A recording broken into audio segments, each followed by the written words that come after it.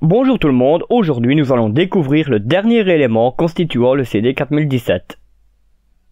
Reprenons une dernière fois le diagramme interne de ce circuit intégré sous les yeux. Nous pouvons apercevoir une série de bascules de type D. Cette bascule est la fonction principale de certains circuits intégrés comme par exemple le CD 4013. Découvrons-le dans cette vidéo.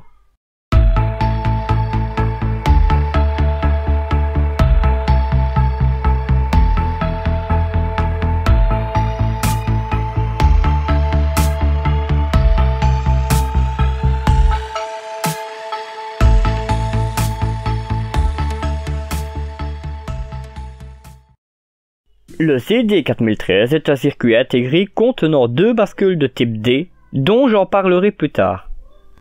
Elles ont chacune 4 entrées et 2 sorties. Ce circuit intégré est de technologie CMOS et possède 14 broches. Si vous avez une préférence pour les circuits intégrés de technologie TTL, le 7477 possède le même nombre de bascules et de broches. Afin de vous assurer de connaître le brochage et la tension d'alimentation de la version TTL, consultez la fiche technique de votre composant. La tension d'alimentation du CD 4013 est comprise entre 3 volts et 18 volts. Ces sorties peuvent débiter une intensité maximale de 2,6 mA sous une tension d'alimentation de 10 volts. Cependant, les valeurs exactes de votre CD 4013 sont visibles dans la documentation technique du constructeur de votre circuit intégré. Voyons à présent la description des broches. Les broches 1 et 13 Q1 et Q2. Elles correspondent aux broches de sortie. Les broches 2 et 12 Q'1 et Q'2. Elles correspondent aux broches de sortie complémentaires. Leur état est l'inverse des sorties au niveau des broches 1 et 13. Les broches 3 et 11 CLK1 et CLK2. Elles correspondent aux entrées d'horloge des deux bascules. Les broches 4 et 10 C1 et C2 soit Clear 1 et Clear 2 ou Reset 1 et Reset 2. Elles correspondent aux entrées de remise à zéro des deux bascules. Les broches 5 et 9, D1 et D2, soit Data 1 et Data 2. Elles correspondent aux broches de données que l'on entre dans les bascules. J'en reviendrai plus tard. Les broches 6 et 8, S1 et S2, soit 7.1 et 7.2. Elles correspondent aux entrées d'activation des bascules. Broche 7, GND ou Ground. Elle correspond à la masse. Et enfin la broche 14, VDD. Elle correspond à la tension d'alimentation, allant de 3 à 18 volts. Voici le diagramme interne du CD 4013, dont on peut distinguer les éléments suivants. On y retrouve 4 bascules, 9 portes non, 4 portes non et 4 diodes et une résistance. Prenons connaissance de la table de vérité d'une des bascules D présentes dans le CD 4013. Concernant ces bascules, elles ont 4 entrées qu'on nommera S ou 7, R ou Reset, D ou Data et C ou Clock, et 2 sorties symbolisées par les lettres Q et Q bar. Commençons avec les entrées S et R. Afin de comprendre le fonctionnement d'une bascule 7 Reset, un lien vers ma vidéo dans laquelle j'aborde le CD 4027 se trouve dans la description. À l'aide de ce tableau, nous observons que lorsqu'on active l'entrée S ou 7, on force la sortie Q à un niveau haut soit 1 et la sortie Q bar à un niveau bas soit 0. Lorsqu'on active l'entrée R ou Reset, on force la sortie Q à un niveau bas soit 0 et la sortie Q bar à un niveau haut soit 1. Quand les entrées S et R sont activées, les sorties Q et Q bar sont placées à l'état haut. Petite précision, toutes les bascules D n'ont pas d'entrée S et R, soit 7 et Reset. Enchaînons à présent avec les entrées D et C. On constate que la sortie Q prend l'état de l'entrée D à chaque fois montant, soit impulsion à l'état haut sur l'entrée d'horloge. Ainsi, lorsque l'entrée D est placée à un niveau bas, la sortie Q bascule également à l'état bas dès qu'un front montant est appliqué sur l'entrée d'horloge C. Aussi, lorsque l'entrée D est placée à un niveau haut, la sortie Q bascule également à l'état haut dès qu'un front montant est appliqué sur l'entrée d'horloge C. Nous commençons à comprendre plus clairement ce qu'est une bascule D. Ainsi, pour faire simple, la bascule D est un circuit logique qui mémorise l'état de son entrée D et la reproduit sur sa sortie Q suite à l'apparition d'un front montant sur son entrée d'horloge. Observons le schéma de principe incluant le CD4013, dont une des deux bascules est utilisée. Lors de la mise sous tension, seule la LED rouge témoignant que la sortie Q bar, soit la broche 2, est placée à l'état haut, est allumée. Commençons avec les fonctions set reset du CD4013. Un appui sur le bouton poussoir S4 applique sur l'entrée 7E, soit broche 6, un niveau logique haut, soit E. Aussi, la LED 4 est allumée, témoignant que cette entrée est activée. La sortie QE, soit la broche 1, bascule également à un niveau logique haut, allumant la LED verte. Elle le reste même si on relâche ce bouton poussoir. La sortie Q bar E, soit la broche 2, dont son état, je le rappelle, est l'inverse de la sortie QE, bascule par la même occasion à un niveau bas, éteignant la LED sec. Un appui sur le bouton poussoir S2 applique sur l'entrée Reset E, soit la broche 4, un niveau logique haut. La LED 2 est allumée, témoignant que cette entrée est activée. La sortie Q bar E, soit la broche 2, bascule à un niveau logique haut, allumant la LED sec. Elle le reste même si on relâche ce bouton poussoir. La sortie QE, soit la broche 1, bascule par la même occasion à un niveau bas, éteignant la LED 6. Observons à présent les entrées d'horloge et de données représentées par les boutons poussoirs SE et S3. Comme nous l'avons vu juste avant, la sortie QE, soit la broche 1 de la bascule, recopie l'état de l'entrée DE, qui est la broche sec, à chaque front montant sur l'entrée d'horloge, soit la broche 3. Prenons l'exemple dans le cas où l'entrée DE est à l'état bas, soit le bouton poussoir S3 relâché. Dans ce cas, un appui sur le bouton poussoir SE applique sur l'entrée d'horloge un niveau logique haut. La LED 1 est allumée, témoignant que cette entrée est activée. La sortie Q bar E bascule à un niveau logique haut, allumant la LED sec. À présent, admettons que l'entrée DE est à l'état haut, soit le bouton poussoir S3 enfoncé. Dans ce cas, la LED 3 représentant cette entrée est allumée. En même temps, si on appuie sur le bouton poussoir SE, on applique sur l'entrée d'horloge un niveau logique haut. La LED 1 est également allumée, témoignant que cette entrée est aussi activée.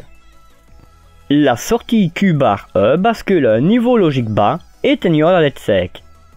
Aussi, la sortie QE bascule à l'état haut, allumant la LED 6.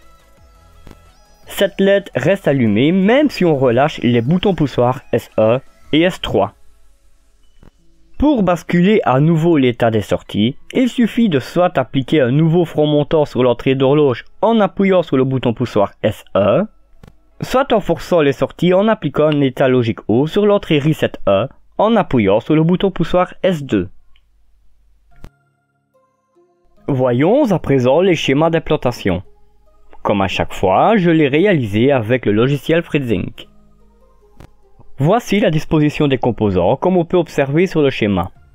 Sur la partie de gauche, on retrouve les boutons poussoirs de signal d'horloge et de remise à zéro de la bascule avec leur condensateur de filtrage anti-rebond, les LED bleus et rouges reliés à ces deux boutons et leur résistance de limitation, ainsi que les LED vertes et rouges reliées aux sorties d'une des deux bascules du CD4013.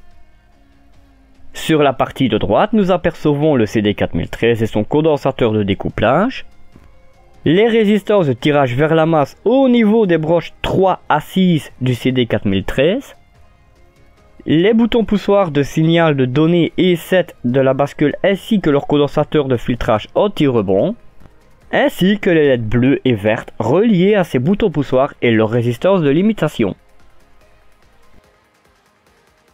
Voyons le CD4013 mis en pratique sur une platine d'expérimentation. Sur la breadboard, nous retrouvons notre CD4013, notre condensateur de découplage, nos condensateurs de filtrage anti-rebond des boutons poussoirs, nos boutons poussoirs, nos résistances de tirage vers la masse au niveau des broches 3 à 6 du CD 4013, ainsi que nos LED et leurs résistances de limitation. Lors de la mise sous tension, nous observons que seule la LED rouge représentant la sortie Q/E est allumée. Commençons avec la partie set reset. L'entrée 7 est représentée par la LED verte sur le bas de la platine d'expérimentation et l'entrée reset est représentée par la LED rouge également en bas de la platine.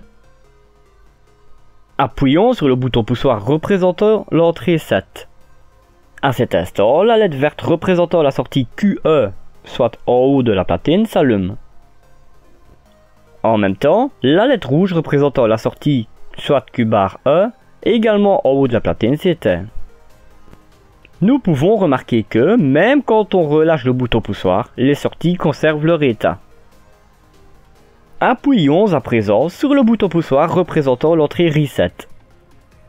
À cet instant, la LED verte représentant la sortie QE s'éteint, alors que la LED rouge représentant la sortie Q/E s'allume. Là aussi, nous pouvons remarquer que, même quand on relâche le bouton poussoir, les sorties conservent leur état.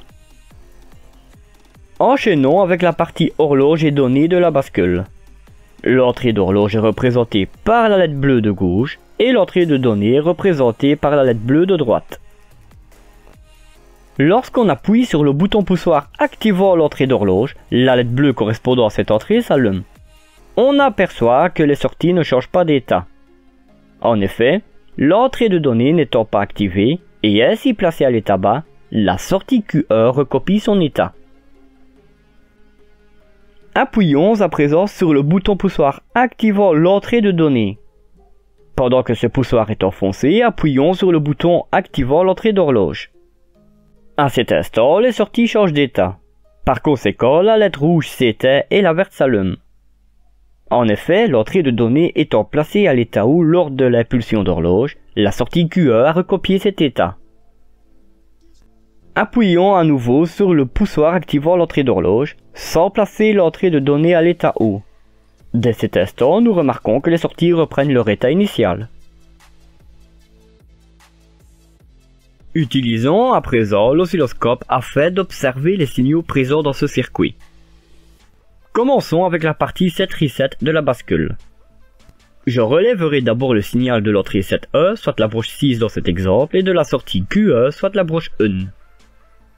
Ensuite, je relèverai le signal de l'entrée Reset-E, soit la broche 4, et de la sortie QE, qui est la broche 1, et enfin, je comparerai les signaux présents au niveau des sorties QE et Q/E. Débutons par relier le commun des deux sondes, soit le fil noir à la masse. Relions une sonde pour relever le signal au niveau de l'entrée 7E, qui est la broche 6 et le signal bleu. Ensuite, on relie une autre sonde pour relever le signal de la sortie QE, soit la broche 1 et sera le signal jaune. Découvrons ensemble les signaux affichés à l'oscilloscope. Nous pouvons observer que lorsque le circuit est sous tension, en supposant que la bascule est inactivée, la broche 6 qui est l'entrée, représentée par le signal bleu, et la broche 1 qui est la sortie, et représentée par le signal jaune, sont à l'état bas. Lorsqu'on enfonce le bouton poussoir S4, on place la broche 6 du CD 4013 à un niveau haut. On remarque que la broche 1 bascule également à l'état haut. Quand on relâche le bouton poussoir, la broche 6 se replace à un niveau logique bas, mais la broche 1 conserve son état. Voyons la forme des signaux entre les broches 1 et 4 du CD 4013. Afin de relever ces signaux, on déplace la sonde bleue de la broche 6 vers la broche 4. Observons les signaux affichés à l'oscilloscope. Lorsque l'entrée 7E du CD 4013 est activée, nous avons constaté que la sortie QE, qui est la broche 1, est représentée par le signal jaune, bascule à l'état haut et le reste. Voyons ce qu'il se passe quand on active l'entrée Reset-E du CD 4013, représentée par le signal bleu. Initialement, elle est placée à un niveau logique bas. Lorsqu'on enfonce le bouton poussoir S2, on place la broche 4 du CD 4013 à un niveau haut. Dès cet instant, on remarque que la broche 1 bascule à l'état bas. Quand on relâche le bouton poussoir, la broche 4 se replace à un niveau logique bas, la broche 1 conserve également son état. Voyons la forme des signaux entre les broches 1 et 2 du CD 4013. Afin de relever ces signaux, on déplace la sonde bleue de la broche 4 vers la broche 2 du CD 4013. Sur cette illustration, on peut très facilement constater que l'état de la sortie QE, qui est la broche 1 du CD 4013, est l'inverse de celui de la sortie Q-E, qui est la broche 2. Ainsi, lorsque la sortie QE, représentée par le signal jaune, est placée à un niveau logique haut, la sortie Q-E, représentée par le signal bleu, se trouve à un niveau logique bas. Inversement, si la sortie QE est placée à un niveau logique bas, la sortie Q-E se trouve à un niveau logique haut. Enchaînons à présent avec la partie horloge et données de la bascule. Premièrement, je relèverai les signaux entre les broches 1 et 3 du CD 4013 lorsque l'entrée de données est à l'état bas, et deuxièmement, je relèverai les signaux entre les broches 1 et 5 lorsque cette dernière est à l'état haut. Commençons avec les broches 1 et 3 du CD 4013. Afin de relever les signaux entre l'entrée d'horloge qui est la broche 3 et la sortie QE qui est la broche 1, on déplace la sonde bleue de la broche 2 vers la broche 3 du CD 4013. L'idéal serait de pouvoir également relever le signal présent sur l'entrée de données qui est la broche 5 en même temps, mais mon oscilloscope n'a que 2 voies. Sur cette illustration, on aperçoit le signal jaune représentant la sortie QE, soit de la broche 1 du CD 4013, et le signal bleu représentant le signal d'horloge, soit de la broche 3. Le signal représentant l'entrée de données, soit de la broche 5, est absent, pour la raison évoquée juste avant. En supposant que l'entrée de données qui est la broche 5 est placée à l'état bas et qu'on applique une impulsion à l'état haut sur l'entrée d'horloge, la sortie QE recopie l'état de la broche 5 et bascule à l'état bas. Elle conserve cet état même si on applique de nouvelles impulsions sur la broche 3 du CD 4013. Voyons à présent la forme des signaux entre les broches 1 et 5 du CD 4013. Afin de relever ces signaux, on déplace la sonde bleue de la broche 3 vers la broche 5 du CD 4013. Là aussi, l'idéal serait de pouvoir également relever le signal présent sur l'entrée d'horloge qui est la broche 3, mais vous connaissez la raison pour laquelle je ne peux le faire.